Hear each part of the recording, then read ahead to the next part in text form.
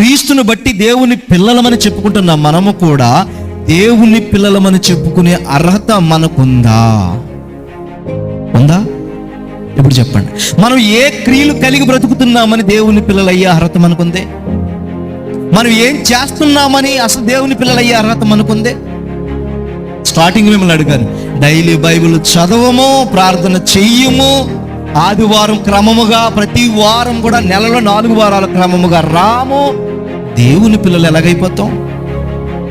దేవుని గురించి, దేవుని చిత్తాన్ని జరిగించడంలో, లేకపోతే సువార్త నిమిత్తము బయటకు వెళ్ళము, సువార్త ప్రకటనలు లేవు, ఏమీ లేవు. అయినా దేవుని పిల్లలు అయిపోయే అవకాశం మనకి ఎలా ఉంది? చెప్పండి చెప్పండి. ఏదో వస్తున్నాం, వినేస్తున్నాం, వెళ్ళిపోతున్నామే కానీ భారం ఉందా? భారం ఉందా?